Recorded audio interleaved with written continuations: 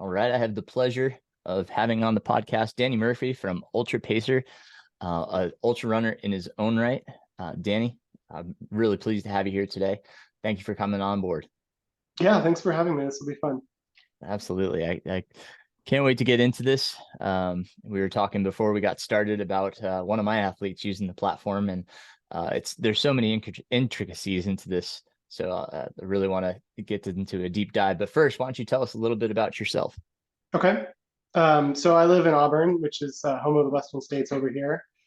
I've been in the area for about 8 years, but I'm a California native. Been running somewhat seriously for about 6 years or so. Kind of fell in love with the trail system here and really started as a runner when I got up into Auburn area. It wasn't really something I had done for the rest of my life. But I get out for try to hit 40 to 60 miles a week during training sessions.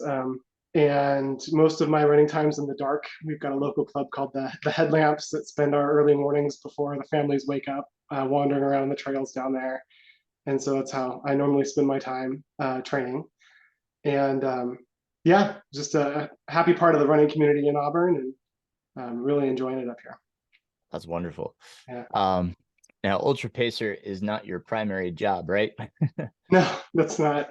I'm a tinkerer by nature, and so I kind of just start little projects here and there. And um, I'm my real job is a civil engineer. I do transportation consulting for a number of public agencies and private developers in the Northern California region. So this is kind of a side thing that I've been tinkering with for the past 4 years or so, 3 or 4 years, and slowly growing it into a bigger user base and having fun with it. So, yep. Well, tell us about the origins of Ultra Pacer. How did it come about, and how did you start developing it? What did it start Yeah, as, and yeah, what are you yeah. hoping to get So, into? let's see, 2019, I had signed up for Cuyamaca 100K. And it was the first time I was going to run that distance. And I live in Auburn, Northern California. Cuyamaca is a race down in the desert outside of San Diego. And um, up until that point, everything I had raced were my own local trails. So I was able to get out on the course and feel it out, and you know, um, really understand like how I needed to hit the pacing for different sections of it. And when I signed up for the race that I was going to be traveling to, I realized that I didn't know how to strategize because I wasn't familiar with the course. I wasn't really sure how to set a plan together. And so I kind of came up with the idea that if I could figure out, I'm an engineer, right? If I could figure out how to break it down into numbers, I can translate it to something else that's usable for me. And so I started, of course, an Excel spreadsheet and trying to like, okay, well, if this is about a 500-foot climb there, what does it do to my pacing? And I've got, this amount of miles and feet between aid stations. But then as I kind of started developing that, I realized the modeling for trail runs are a lot more complicated than just elevation and distance. We've got all kinds of different terrain. We've got elevation factors. Once you get up and a little bit higher, you've got to deal with the altitude. Cuyamaca being in the desert gets really hot midday, and so there's that late afternoon sunshine with all the heat and just like all these different things kind of going into this model that I had in my head of how am I going to translate this into something I can use. And so the Excel spreadsheet kind of turned into some Java code, which slowly rolled into this web platform that we're looking at here. And really starting as something that I meant to use personally. And once I got the models all set up, kind of started sharing it, and then um, wanting to continue to develop it for other people to use for their planning. And so, what Ultra Pacer is it's a planning platform to strategize how to plan and pace out your races or any other trail adventure. You can put courses together for a weekend trip in the mountains or your Sunday morning long run or however you want to do it, and come up with a realistic plan and an understanding of what kind of paces you need to hit during different sections to give you an overall idea of what you're going to do, hand it off to your crew so they know what times they're going to meet you in different places. Understand, like, if you've got a specific time goal in mind, that you're going to have to hit a 7-minute split in a section, in order to make the whole thing come together. And so um, that it's really that planning component. And so from on a race day perspective, you can have that all in mind. I usually print myself off a little cheat sheet, that I carry with me in every aid station. I'll look at it and say, okay, well, this next 5 miles, I've got this amount of climbing and stuff, and I've got to hit an 8:30 average for this section because that's that'll get me to my goal, my next checkpoint. And so that's how I use it. Some people download it onto their watches and use some of the more advanced tools like with course tracking and stuff on their watches. But I found that for anything long, watches and course tracks aren't reliable enough, and paper in Right. the end, something on paper doesn't break. So that's kind of how I usually use it on race day. But yeah, so in the end, what Ultra Pacer does is it takes all these different factors, the elevation, the grades, the terrain profiles, sun, darkness, and normalizes it all down to like a level of effort for whatever it is that you can kind of translate between races or race courses. So like if you have a 20-hour effort and with all these different factors, like what kind of a normalized pace that is, and you can translate to some other 20-hour effort to figure out how fast you could accomplish it if you put that same level of effort in. And so, when you're putting a place plan together, and I can go over this in more detail in a little bit, but you Sure. can you can plan out by like, I know what normalized pace I can hit, and that turns into a 26-hour finish. Or, if I want to, compare two different races, I can say, I did this one in 20 hours, I did this one in 18 hours. Um, and one of them is harder because of all these different factors. It'll have a higher level of effort associated with it. So yeah, Cool. that's kind of the origins of how it started. I think I posted it online for people to use in like mid 2019, something like that. And then it's just since then been kind of a work in progress as I have time to continue developing it. And I have a lot of future plans for it too, especially with the race day usage of it. So um, in terms of like actually tracking athletes, putting in their actual checkpoint times and forecasting, where they're going to be later on the course based on how they're doing, compared to the plan they put together, stuff like that. So yeah. And you don't have to divulge too much, but any plans to make a phone app so that it's, kind of accessible to the phone and I have thought about it. Where I really want to go with that is actually to try to leverage some of so Garmin has a platform called Pace Pro. I don't know if you've tried it. They have a pacing capability on their higher end watches, which will factor in grade. And so it's a step, but there's a lot of other factors that get left out. But I'm hoping to figure out how I can utilize that to actually use it on your watch with that Pace Pro integration. I'm not sure if I'll be able to. If I ever find the time, I'd like actually to develop a watch app through Garmin's Connect marketplace. In terms of phone apps, no, I don't intend to really develop one myself, although I would like to figure out a couple of partners to make with an established mapping platform where I can give them the information that could be used, because there are a lot of really great mapping platforms on phones, and I'm not going to compete. So yeah, that's fair. I'm hoping to figure out ways to integrate into other platforms, really to just provide that data, on top of something else. Great. Awesome. Yeah, Awesome, man. Very cool. Well, thank you for taking us through that. yeah. Um, so anything else before we take a dive into the platform? No, we can go ahead and get started. I'm sure you'll have a lot of questions as we go along. Yeah. Yeah. But yeah, And let's just go ahead and kind of start walking through the process, and sure. then as we see things, I'll kind of illustrate and describe them as we're going. Okay. All right. Um, and can you take us to from the home page just so everybody sees? Yeah. So the ultrapacer.com is how you get there, and it's kind of just as a kind of a high level landing page. When you get to the front, and there's an option to go ahead and log in. You can create an account for free. There There is a membership option. It's mostly just more for like donation support. There's not a lot of things on there that are, members only, although the amount of content you can create is kind of limited to a certain amount for the free accounts. Because I have to pay for all the backend services somehow. But so you can go ahead and log in, create an account. I'll just go ahead and log in with mine. And when you log in, it'll take you to what's called your dashboard. If you just create a new account, there will be nothing here. You can see I've got all kinds of stuff on mine. Um, there's a number of different options along the top. The website itself is mobile friendly. However, to fit things on a mobile screen, a lot of stuff gets hidden. And so, you know, I really recommend using it on a bigger screen, on a tablet or a PC, if you're really going to be using the tools. But the mobile app, the mobile version of it is great for like you're out on a trail and you want to know what your time should be through a certain section. You can use that as well.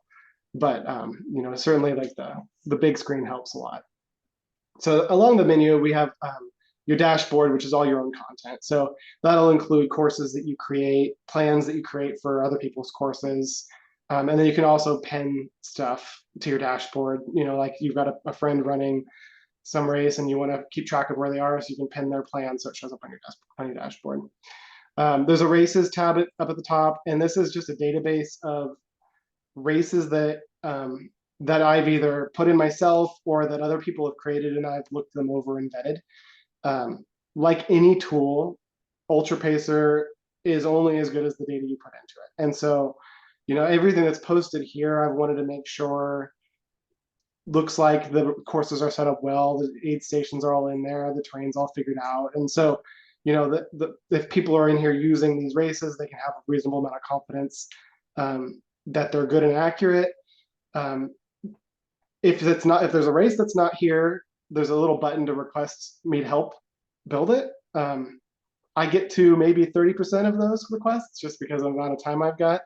But anybody can create their own race courses and races and adventures on UltraPacer just by uploading a GPX file, like through a mapping tool or through a recorded track that somebody else did.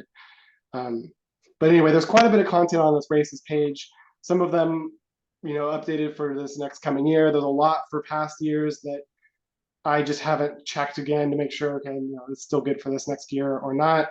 So some of these, if people are exploring and looking for races and they see a 2022 version, and if anybody ever notices anything that needs to be updated for the next year, reach out, let me know, and I can help update those as well. So that's all in there. There's a search option, which allows you to basically just search the database for anything that any of the users have uploaded. So that includes like races or adventures if they've tagged it so that it's available for search. You can find it in here. So you just type in what you want, Western States. So here, there's a couple of Western States races, past couple of years. There's a settings page where you can kind of define some of your athlete settings and units preferences.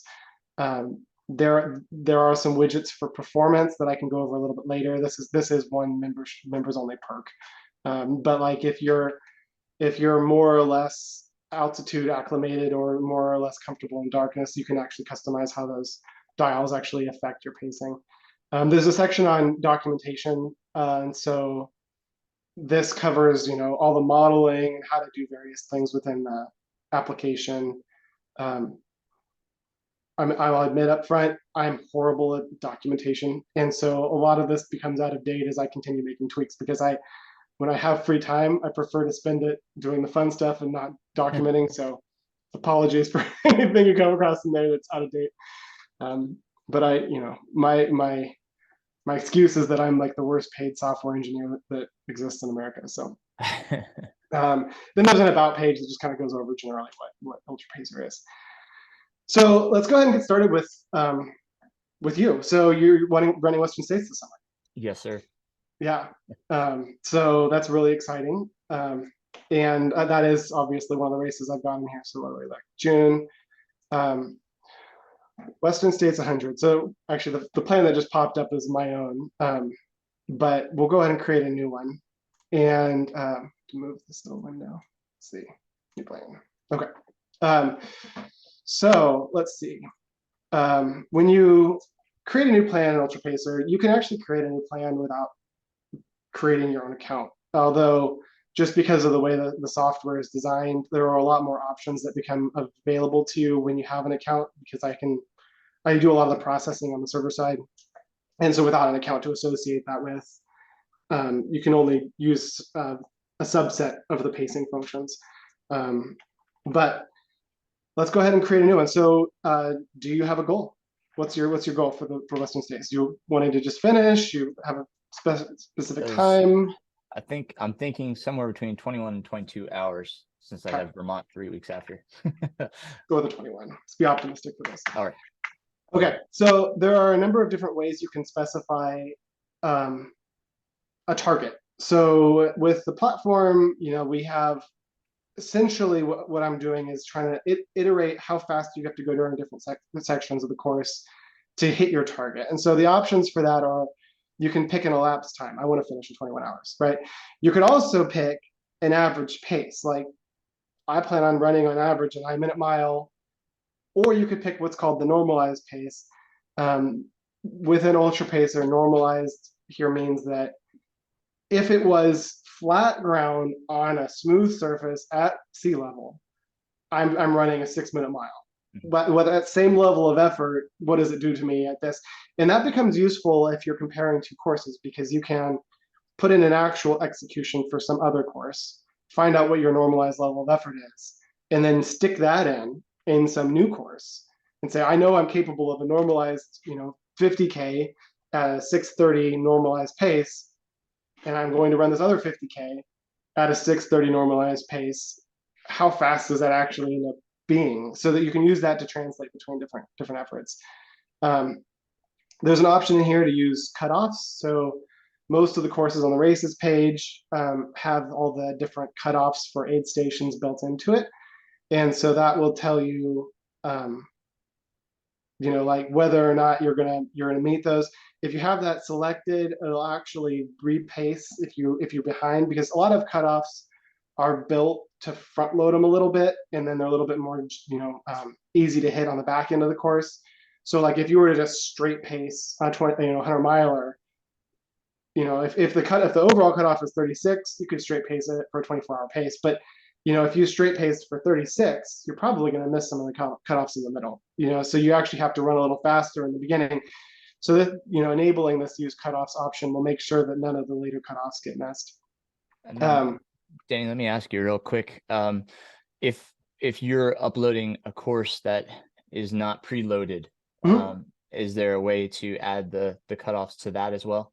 Absolutely, yeah. After we get through kind of creating a plan, we can go over creating a course, Okay. which is a little longer lecture, Uh, but definitely. So yeah, anything that's in here, you can create on your own. Creating courses with aid stations and all their cutoffs and defining all that stuff. okay. Anybody can do all of that. Okay. Yeah. So there's a default number of 3 minutes in here for delays at aid stations, but you could change it. For a 100-miler, you might go a little longer. This, especially for a course like States with what 28 stations, that time adds up a lot. So you can save a lot of time off your overall execution by reducing that number as much as possible. Um, strategy. There's a couple of options here that are optional. Strategy is an intended change in pace throughout a race. So the default in here, I'll go ahead and click on it. The default in here for a 100-miler is a 20% change throughout the race, meaning you start the race 20% faster than you finish it. And it's just a linear degradation as you go along. You can change this around so that you could negative split the race. If you wanted to plan your pacing that way, you could change it so you run the first half fast and then take it easy after a certain point. So it's kind of like an intended adjustment on top of the normalized pacing to change your pace through the race. And so generally, most people will stick with just the basic, change that's in here has the default without customizing it. But if you know that your plan makes you capable of essentially evenly pacing this thing the whole way through, where your level of effort at the beginning is the same as your level of effort at the end, which it might make sense for 50K. For a 100 miler, I'm not convinced that straight pacing makes sense, but that's what this is. So there's an option for just a flat, which is you don't change it at all. The basic is pre-programmed in here, but you can change the percentage. So you set might say 15%. You can also use a more advanced model where like you can run flat for 15 miles and then start degrading after that. So you can do some more complex strategies if you want to. I'll go ahead and just leave it as a default for now. The heat factor, especially for Western states, is an important one to keep in mind. So, right, the heat model is one that I'm still trying to further develop. And right now, essentially, you can apply a maximum amount of heat, which is kind of the apex of the sun. Actually, it's about half an hour after solar noon. And then in a baseline. So for Western states, often it's pretty cool at night. So it never cools off all the way. But in the middle of the day, that sun's really going to get you. And you can make a couple of variations of this plan, that may factor in different kinds of weather. One of the improvement I am hoping to make in here before this coming summer is actually using live weather data or forecasted weather data rather, to actually do this for you. But I haven't gotten there yet. So, for now we'll go with a baseline of 5%, meaning that like it's kind of even hot at night. and then a maximum of 20%. So like, you can follow, it's a sinusoidal curve here, but at the, just afternoon, I probably think it's probably around 2 p.m. You've got that maximum and then it starts to decline again afterwards. So we'll go ahead and start with that. You click go and then the number cruncher starts crunching numbers. And what it'll do is go through those inputs and set up your pace plan so that you are normalizing all those levels of effort. We've got our course profile, which is in green here along the left, on the Western States course profile. All the little red dots here are aid stations. The blue curve is your pacing. And so, you can see your instantaneous pace along the course at any point. You notice some huge spikes here as you're crawling out of, first the canyon from Swinging Bridge and coming out of Duncan Canyon. Where they have those backwards? Was that Swinging Bridge? That was Duncan. And then transitioning here, you can see the shading at the back. This is where you actually transition into nighttime. And so at this point, from the rest of the course in, you're running in the dark. In terms of the actual modeling that's applied earlier on, we've got altitude to deal with. Coming in, we've got some sun to deal with. If you look at the details page here, there's a number of different charts, but you can kind of look through like your heat. So this is where you're dealing with heat at different parts of the course, dropping down into nighttime. And so there's a lot of data that some people will be really excited about and some people will be less excited about, because not everybody loves numbers as much as I do. But ultimately you end up with this plan. And it will provide you with, the different segments of the course, where you are, gain loss between aid stations, but then also the pacing, your pace between aid stations, what time of day you're going to hit each of those aid stations, how long you're going to sit there for before proceeding. You can break it down into various segments to kind of look at a closer level, like this climb, for example, up to the thumb. You might look at specifically like, what this section coming out of the, out of Swinging Bridge. We've got really steep climb coming out of there, 21% grade on average. And it'll break down the different factors here that you're actually dealing with. So we've got this normalized pace, right? And then that's getting, we got another 167% on top of that for the grade. We've got heat, we've got the terrain factor, the altitude, you're still dealing with a little bit of altitude there. And so all those different factors building into this number that, this average pace through this section of 27-minute mile on that hike out, right? And so You can kind of drill down through various segments that way to kind of see different parts of the course, look at individual mile splits throughout. Um, but a lot of people find, this is a really helpful table to provide to their crew, so that, you've got your crew planning on meeting you at whichever aid station, they're coming into Forest Hill, so you're going to be there at 6 o'clock on Saturday, right? And they can follow you throughout the day, and as you're hitting various aid stations, if you're a little ahead or a little behind, they can kind of just apply whatever difference to that time that they're supposed to meet you. So it's really, really helpful for the crew to have this. You can share these links to your crew, so they've got it available. There's also the ability to edit like specific notes for each one, so you can have this kind of whole live plan in here. So like you might say, well, I'm going to make sure I have my headlamp, of course. You could put, whatever notes you want for things like at Red Star, pick up whatever, pick up my, Snickers bar. I love Snickers bars.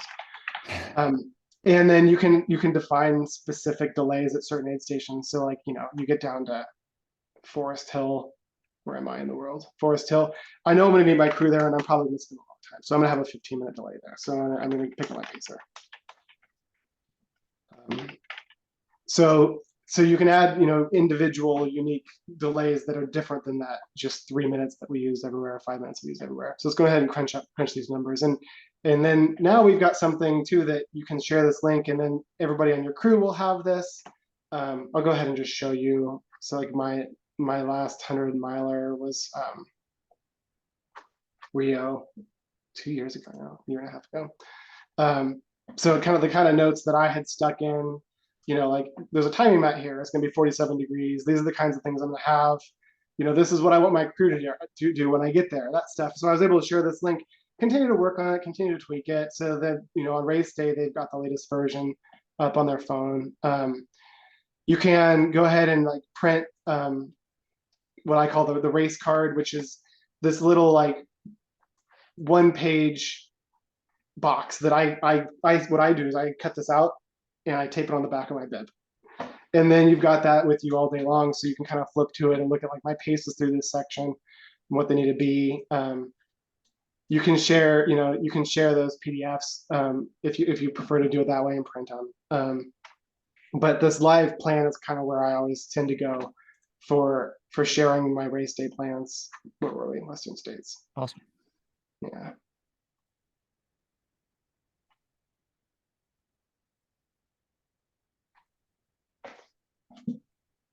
Yep. Yeah. So and you can go into this details page, and it'll show you a lot more of the numbers behind how to get to the paces that were done. So we've got this is kind of about the event, what time it starts, stops, when the sun rises and sets, our total time. So like for your plan that we just put together, we had 21 hours total. Almost 2 hours of it was standing still. That's a lot of time. And so that's always really important to kind of keep that in mind, when you're planning this thing, and try to make sure you're realistic with those dwells, because that 2 hours makes a big difference on your average paces, which way you go with it. This is always an interesting number to look at. Your average level of effort, for the whole thing, the normalized pace. You can see how big of a difference that is, from 11:30 almost to 7:30, right? Like a lot of this is because of altitude early on, and because of the terrain that's in there, and because of having to slow down at night. And so there's this normalized number that's always a good one to keep in mind, that your actual pace and your level of effort are very different. The strategy we went over earlier, this one's not incredibly exciting because it's just the normal degrading 20%. Grades, how grade influenced the pacing. So overall, it added 18% to the overall pacing. What the climbs were like at steepest in this model. We had a 425% increase because of how steep it was. How the altitude influenced you. Up at the higher elevations, it was another like 15% to your pacing, and by the time you get down below the threshold, which it doesn't matter, it's pretty much zero down below. Terrain, how that influenced the pacing. The heat, how darkness influences it. So darkness essentially is an amplification of how complicated the terrain is. So if it's a straight flat road, it doesn't do anything. But as the terrain gets more complicated, the darkness makes a bigger influence to the overall pacing. Sure. And is Yeah. there a way um to um to adjust like the terrain like based on Mhm. the section, like in that first, obviously when you get up to the ridge, if it's a snow year, right, that's going to contribute a little bit more to. Yeah. So the terrain, it's all built into so the race, this one was one off the races page. So the terrain here um, is defined in the model. Like this one, this first section is overall of like 9.5%. That's a little bit of the fire road climbing up to the ridge, then you turn into single track coming down off of it. Um, when you're building your own course, you can add terrain however you like. So, this course in here for Western States is not a snow course. If it was looking like it was going to be very different, you could create a copy of this and modify it however you liked. I'll show you what that looks like in here. So um, when you're modifying a course, you can actually define points all throughout it and define different types of terrain. And at each point throughout how it switches up. So, we've got Fire Road for that first ascent up till we get to the escarpment, and then we switch to single track and we follow that through until we hit Robinson Flat. We go down to Fire Road for a little while, then back onto single track and back to Fire Road. So it kind of toggles back and forth.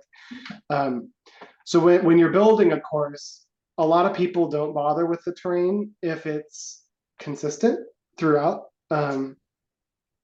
If it's all single track, for example, and it's all roughly the same terrain, unless you're really trying to use that normalized number for something, like to compare to a different race course, it factors out. If the course has significantly different kinds of terrain, for example, like States has a lot of sections that are really nice wide fire road, more technical stuff in the mountains, the terrain becomes more important. And so when you're building this, you can choose from a number of different kinds of terrain, and there's a default number for each, but you can also plug in whatever amplification you think is necessary, for that section of the course. And so, like you can make a plan for Ultra Pacer with just a GPX file and no course knowledge, but you can make it a lot better when you have that course knowledge and knowing where the terrain comes in and into play. All the grade modeling is done right out of the GPX file, so right out of the altitude model. But terrain is everything that doesn't show up right in that altitude. It's too small. It might be roots and rocks. It might be little inundations and the trail as you're winding along the canyon ridge.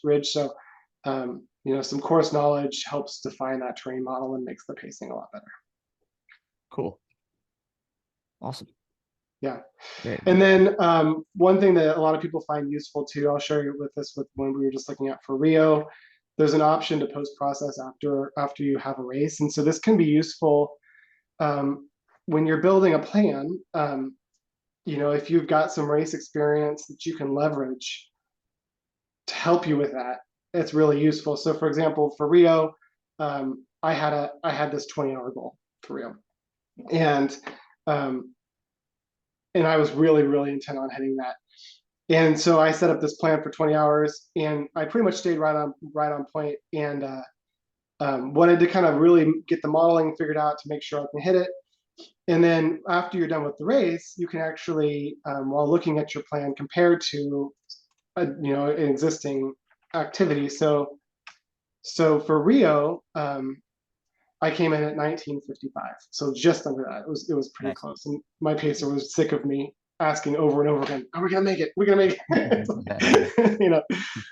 But so this plot on the left now, I've just uploaded my actual activity on top of my pace plan, and so this blue curve here is actually the delta between the two. So you can see like through the first 10 miles, which on this course is paved pretty more or less. It jumps on and off a little bit of single track. But it was really easy to kind of just stay right on point. And then I got excited and kind of started getting ahead of my plan a little ways through the middle of the day till I was about 20 minutes ahead of schedule through most of the day. Um, and because of that, started losing it again, starting at about 75 miles.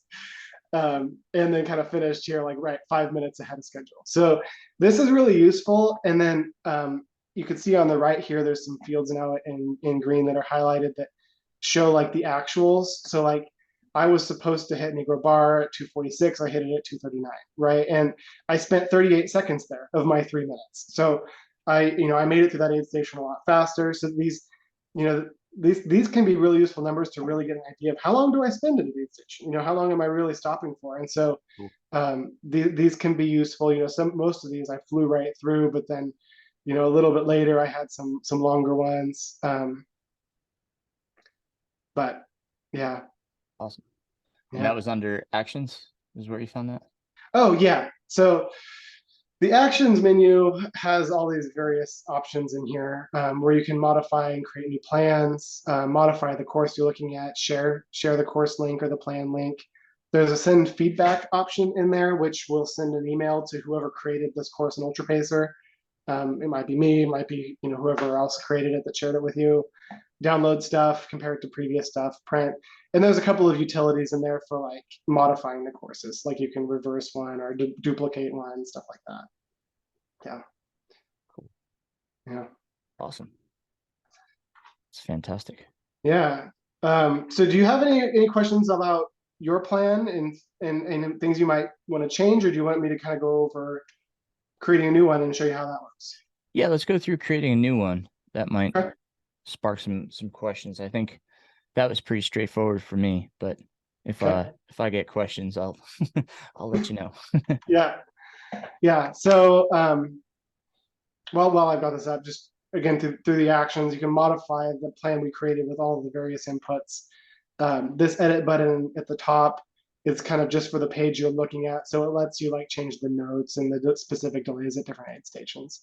And then as you have multiple plans, you can create as many plans as you want. Well, I should rephrase that. For the free accounts, I think can create 5, but the members can create as many as they want. And if you click on new, it'll kind of copy over what you just had in for the previous one, and you can start tweaking things for the next one. You can share the different versions. You may have an A goal and a B goal, for what you want to do, and have those ready, for race day. And then there are a couple different views. There's the pace planning view, which is what we were just looking at. If you have the permission to modify the course you're looking at, you can use the edit, and that'll take you into actually modifying the course, and I'll get into that in a little bit.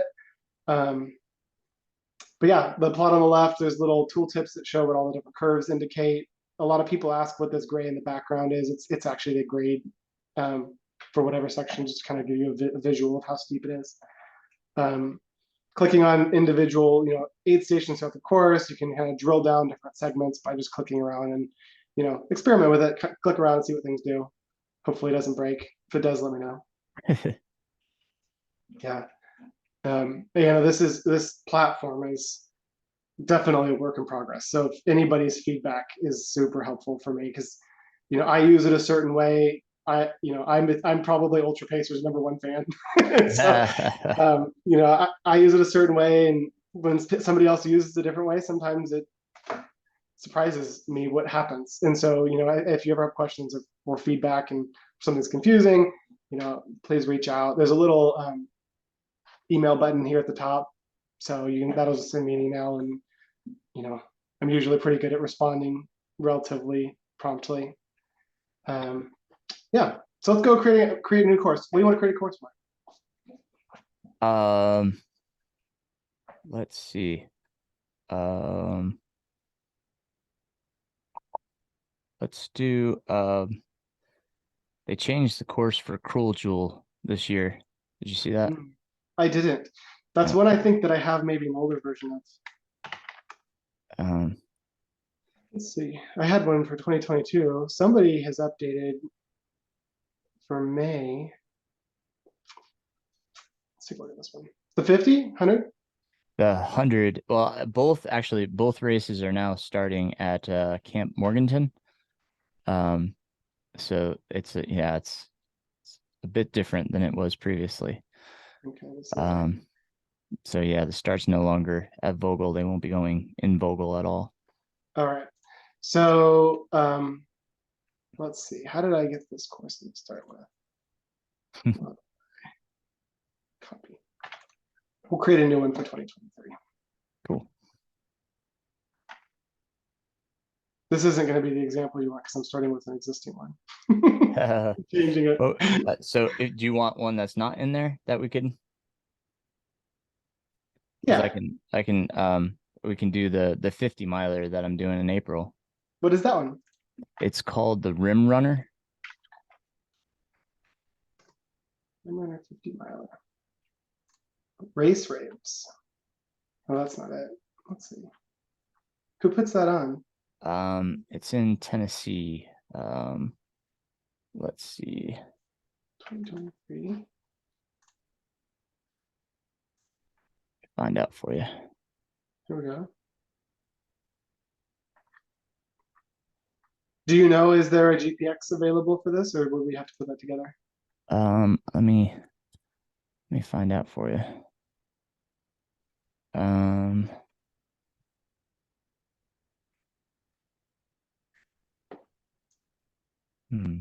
let's see. Okay. So their website is greentunnelevents.com. And the Rim Runner.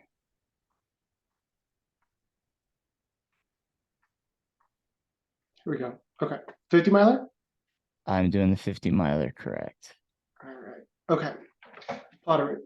So, Let me go back you to. know, generally the best place to start with for a race, you know, is something that the course already has posted. Sometimes, you know, it's easier to grab somebody's activity off of Strava. Sure. Um, sometimes you have to create it your own on your own. One thing that is important for the trail run modeling in Ultra Pacer is good altitude data, and um, so you want to make sure that the altitude source is good. I'm pretty sure Plot a Route doesn't provide their altitude, and typically I don't use it anyway. So I'm gonna go ahead and just download this. Um, and see what's in here. I'm going to go to my dashboard, create a new course. I'm going to upload that GPX that I just downloaded from my runner's website.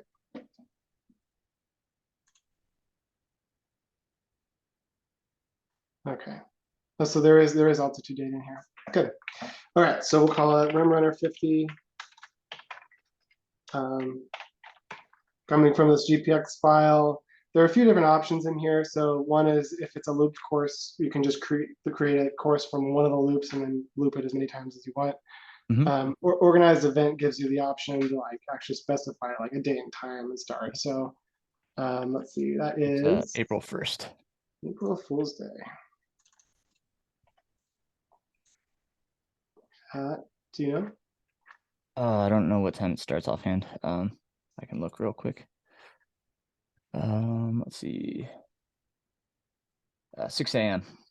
Okay. 6 a.m. Does it have a cutoff?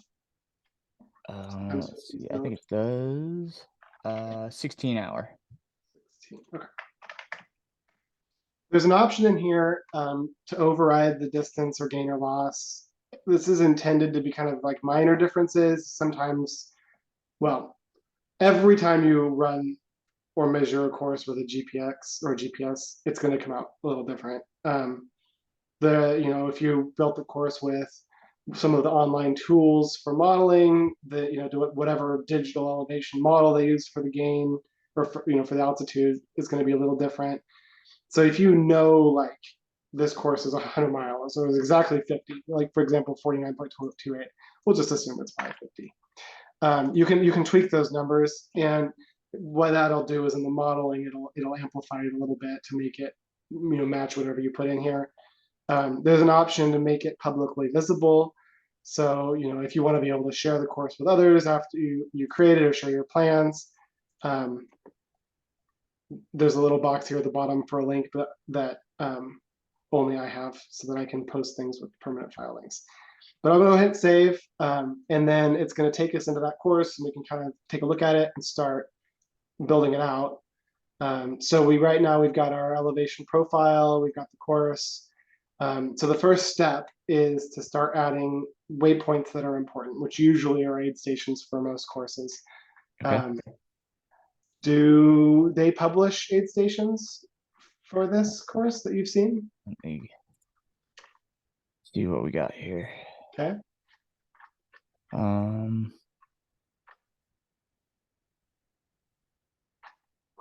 Start, finish, volunteering.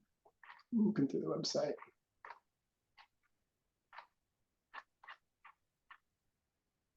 It looks like just distances.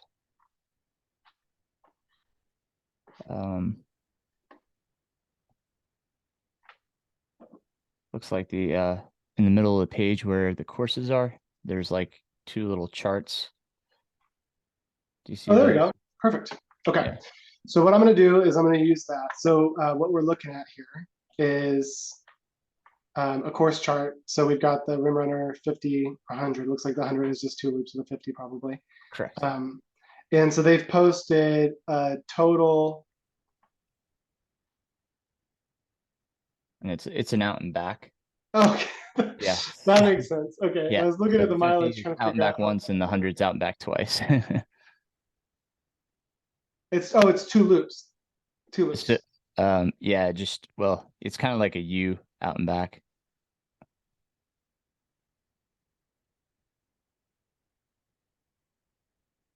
I guess it is two loops. Yeah. You're right. Okay, so we've got a number of aid stations to start. Pole Bridge at 5.5. We've got a drop one called South at 10.8. Champion 18.4 comes back through that again. So what I'm going to do is bring these up side by side. So I've got them.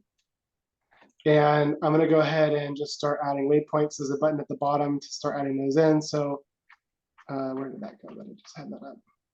It disappeared on me. So we've got Pole Bridge at 5.5. We've got South at 10.8. We've got Champion at 18.4. So, and sometimes you'll run into a course where they've got like a CalTOPO file and they've already got these these points defined like in Sure. CalTOPO. So you can actually upload those directly with this Okay. upload button if you have a digital version already. But sometimes this is what we've got to start with. Champion Right. again at 21.3, and then we're actually going to do the whole thing twice. So I'm just going to go ahead and plug those in again at Full Bridge. 60. Sorry, not 21. It'll be 30.5. We've got South again at 35.8. We've got Champion again at, yeah, there, 25, 43.4. Yeah, right.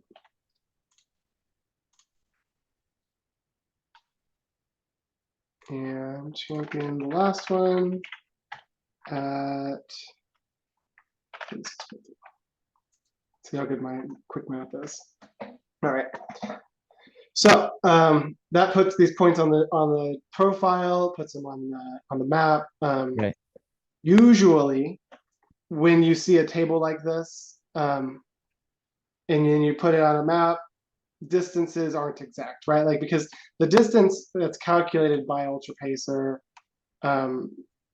is driven from the file we uploaded. So between every point, it adds that all up. As I mentioned, like that is going to be a little different depending on everybody's specific watch and what day it is and where the satellites are.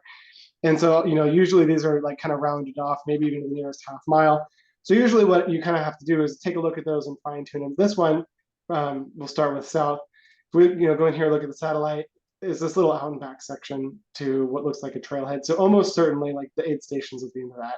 So you come in here and adjust it a little bit over to where it really is, because it's not exactly at 5.5, right? It was actually 5.55. So that one was a pretty easy one. Down here at the south end, oh, here we go, like that course, you can see it's got this little zigzag in it. So Right. that's probably because somebody was standing around the aid station when they recorded it. So I'm going to assume that aid station's right where we've got it.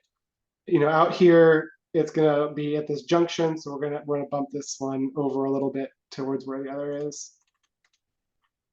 That's that first one. That's that one. And this one. So those are kind of in that same spot. So we can kind of adjust them, fine tune them to be on the map where they should be.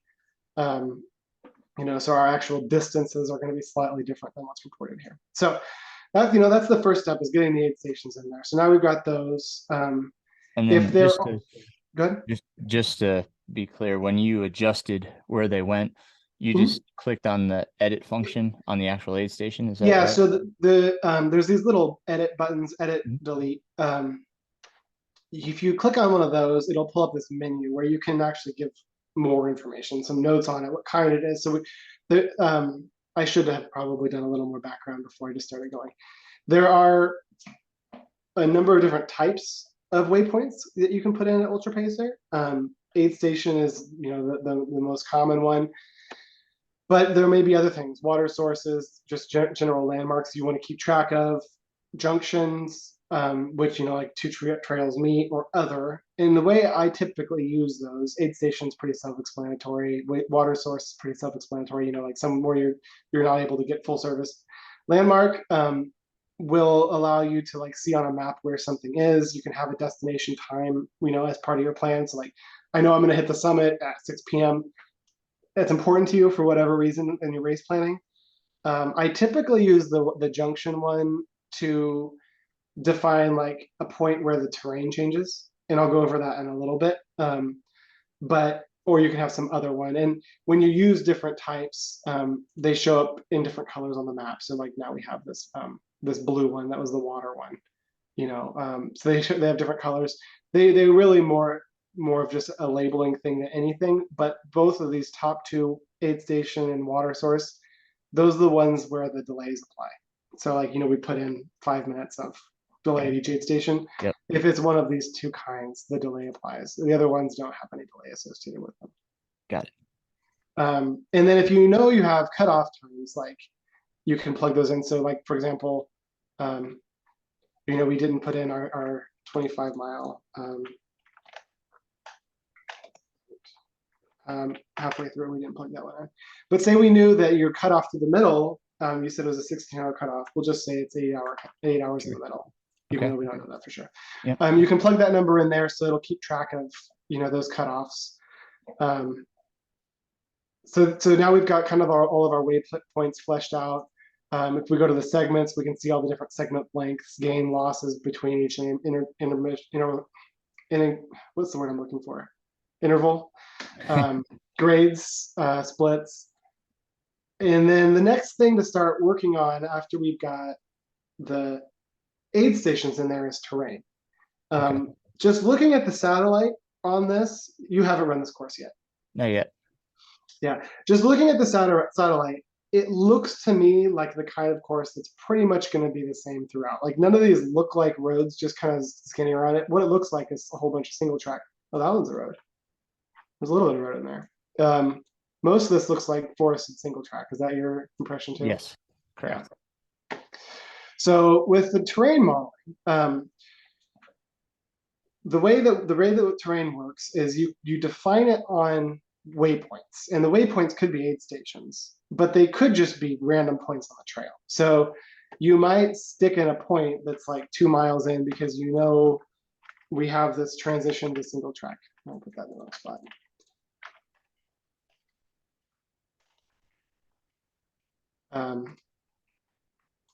So we have this transition to single track 2 miles in. I'm just making this up. I'm going to call that a junction, and I'm going to call this single track from here on out.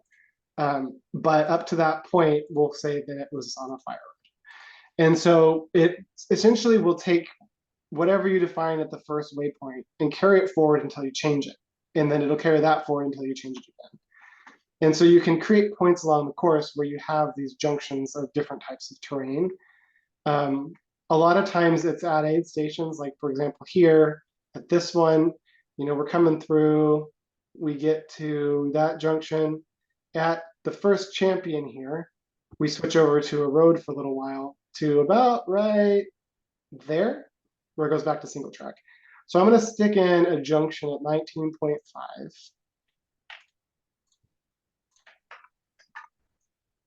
Where we go to single track and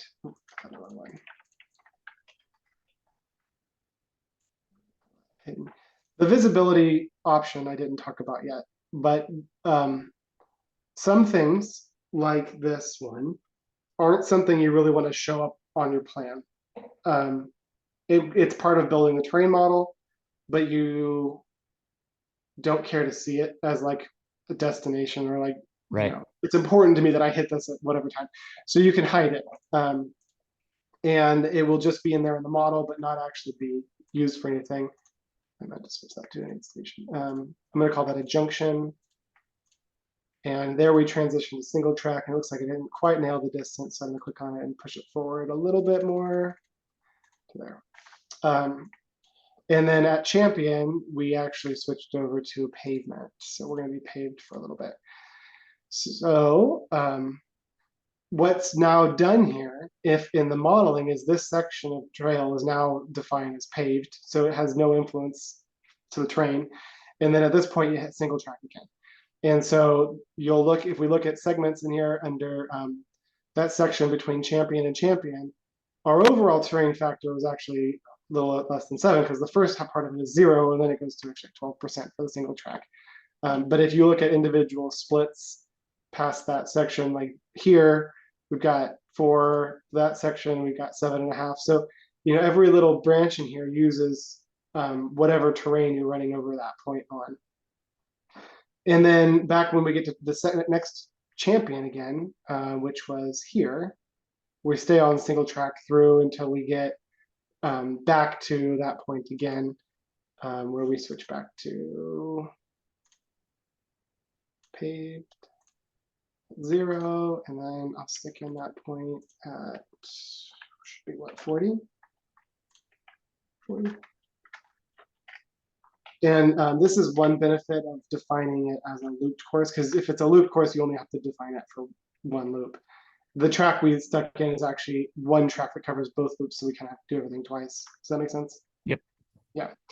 All right, so 40, we're going to go to single track 40.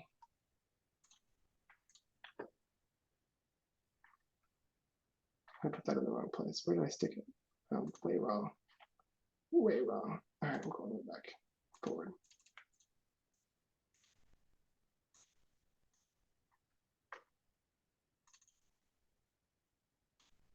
Okay, and I want to make that a junction.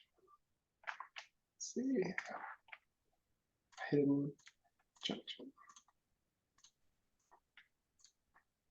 Cool. Okay. So, and I'm going to delete this first one that I made up since it doesn't really exist and change this all to single track. So, what we've defined now is this terrain model that's almost all single track, but switches to a paved section through this little length. We've added a cutoff at one point right in the middle, but we're really ready to use the model to create a new plan. And so at this point, you can just go ahead and go to the planning view, which you can get through the actions menu or through this switch from editing to pace planning, okay, and give us the option to create a new course. So we're going to go ahead and call it test run. We're going to stick in, what do you want? 8 hours? How bold are you feeling? Sure, 8 hours. 8 hours. And then let's say what I almost always do with my planning, I I have a tendency to kind of start a little slow and then kind of pick up speed for a little bit, and then around 10 miles start slowing down again. So I'm gonna do my typical trans my typical profile, which is kind of something like this. I'm gonna go 5 there, and we'll say it's gonna get really hot today, really hot, humid. Is it humid there this time of year? In April, it could be, could snow. Who Yeah. knows? So there we have it. Here's our pace plan. You can see we've kind of got all of the blue in here. I'll make this a little bit bigger. Our instantaneous paces throughout, where we're hitting each aid station, delays. Um, Again, we have all the segment information we can drill down, between to kind of see how all of our pacing works out. But that's it. That's awesome.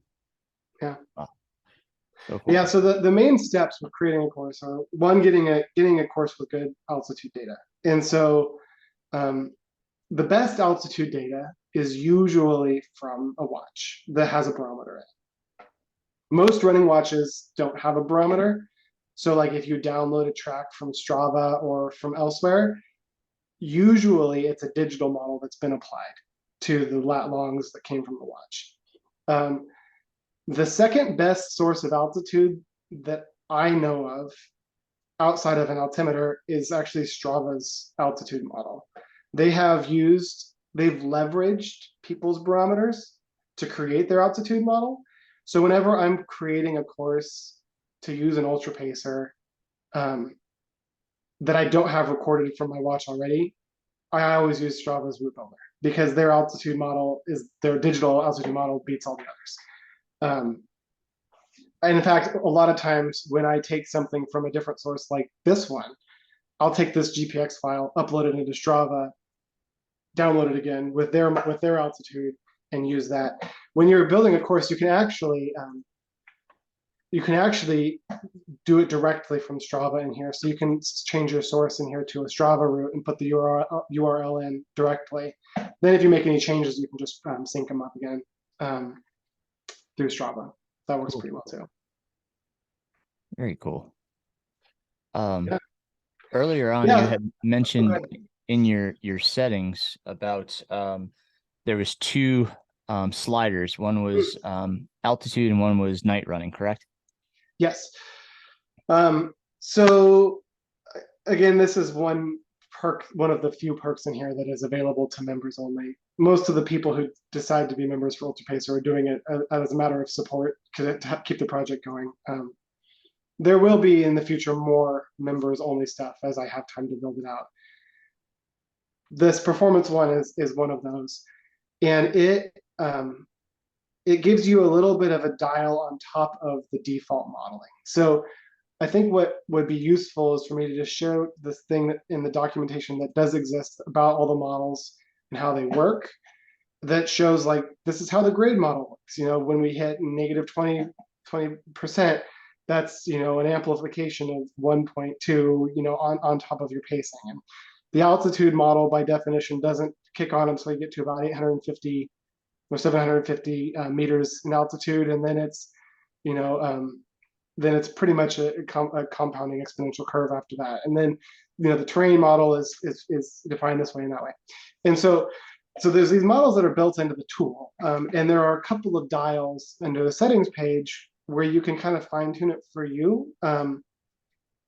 Altitude is one where it makes a lot of sense because you can change how fit you are in terms of altitude by exposure. And so I don't do a lot of elevation running, and I always feel like my personal performance at altitude isn't as good as even it should be based on the data that's available from research. So that's why I have mine set at 120%, because I just feel like it hits me a little bit harder. And um, on the flip side, though, I'd say 80% of my running is in the dark with a headlamp.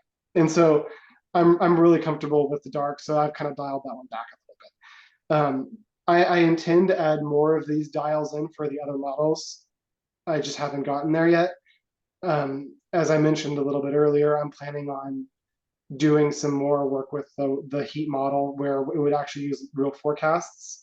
And when I get there, that's another one that will make a lot of sense to how to dial for heat. Right now, you're defining it on your own anyway, and so the dial doesn't really make sense. But once it's leveraging other data, heat is one that you can really affect by acclimatizing yourself, and so Right. it makes sense to have some tweaks on that as well. So just to kind of re-clarify, when we talk about altitude, the further you are towards 200%, the less um, um, The more adapted you influence, are.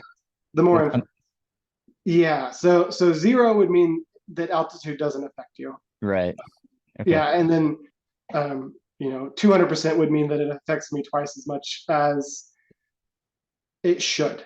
And when I Right. say it should, that's based on the altitude model, which is derived from research on racing at elevation and how they actually adjust marathon course Cool. requirements for altitude. And I should have better documentation on the derivation of the model, but the actual model itself is posted under the documentation. Cool. Okay. And same thing with darkness is you're not Yeah, so affected yeah, by you the could turn it darkness. off completely if you dial this all the way down to zero. Then Right. neither of those would actually do anything at all. So Got it. yeah, I don't, darkness. The way the darkness model works is it's an amplification of terrain, and so um, essentially the idea is that terrain has a bigger influence on you when you can't see as well. Mhm. And the default is a doubling of the terrain influence. So, if you're on flat pavement and there's nothing there, it doesn't do anything. But, if you're on rocky terrain, it becomes the influence of the terrain alone becomes twice as significant when it's dark out. And the way the modeling works is when you transition into dark, like there's a dusk period, and during certain times of the year at certain latitudes, the dusk period can be a lot longer. And so, I've looked at races up in northern Sweden where like it was dusk the entire time, right? And so during that period of time, the influence of darkness matches the light level. So it's not an all at once thing. It actually slowly transitions as you go from um, you know sunset through twilight into darkness. Yeah. Got it. I told So you I would get nerdy with this if you let me. absolutely. No, it's great hearing about where this all came from and how it's applicable to various races. So thank you. Yep. Um, is there any other pieces that we should touch on in the platform? I don't think so. We kind of covered it all. I think, um, you know, I'm a tinkerer, and so I encourage people to just get on here and click around and see what happens. We shouldn't be able to break anything. Anybody can create content in here. If it lets you, you know, modify something, it's because you're supposed to be able to. So, some people I think are a little concerned with seeing something here and not knowing, oh, can I click this button and modify it? If you've got the permissions to, it's because you're supposed to. So, you can go ahead and play your own plans, share them, just explore and reach out to me if you have questions because I love to talk about this stuff and I'm really not making any money with it. It's really because I love it. And so I wouldn't be doing this if I didn't want to talk about it. So yeah. Well, I hope people do contribute, especially if they're using it. I myself contribute because I think this is such a great resource, and that's kind of why I want to do the podcast, so other people can learn about it and kind of see how to use it. So, Danny, thank you so much for creating this amazing predictor for all of us. It Yeah. really is a work of love, and I can see that. So, thank you. Yeah, it's been a fun project. And just, in terms of my next steps, I mentioned further developing the heat component. Um, I showed kind of briefly the different views. We have the editing view for the courses and the planning view, and then there's also the post race view for evaluating past performance. Um, my next big push is going to be a real-time one, which allows crew a little bit more control over what they're doing. Most people find this tool especially useful for their crews because crews are always wondering where they're going to be and what time. They don't want to be late. And so when that comes online, that's going to give crew the ability to say, they hit this aid station instead of, at 2:10 when they were supposed to, they got there at 1:30. And so they can plug that in, and utilizing the modeling, it will forecast all their times downstream from how well they're actually doing. Cool. And I'm really excited about that because it'll be really useful for the crews. And then ultimately, I would love to tie it in with some of the actual real-time race platforms. A lot of races now have timing mats with broadcasted information. And so I haven't started those discussions yet, but I would love to hook this in with some of those companies doing that work where that data, I can pipe it over to this with an API and we can just sync it all up, which would be awesome. Absolutely. But I haven't gotten there yet. So cool. Yeah. Oh, man, you got some plans, and that's wonderful. Great. I have plenty of plans. Time is a whole different challenge. I have, on top of my actual career, I have a family. I've got 2 kids, 6 and 8, that keep me pretty busy. And so, yeah, my period of time between like 4 a.m. and 7 a.m. before everybody's up and busy, it's my time for tinkering and for running, and that's where I get all that done. Awesome, Danny. I know there was the link above the email. Do you mind if I just put your email in the show notes that if folks want to reach out? Not at all. Yeah, Danny@ultrapacer.com. Yep. Awesome. I also have a Facebook group, which I occasionally post stuff in, although I'm really bad at social media. So the best way to reach out to me is through email. Cool. I'll put that all in the show notes as well as the website. So Danny, thank you again for your time and for going through this. Thank you for this resource. It's fantastic. So keep up the good work, my friend. Thank you, Aaron. Talk to you soon.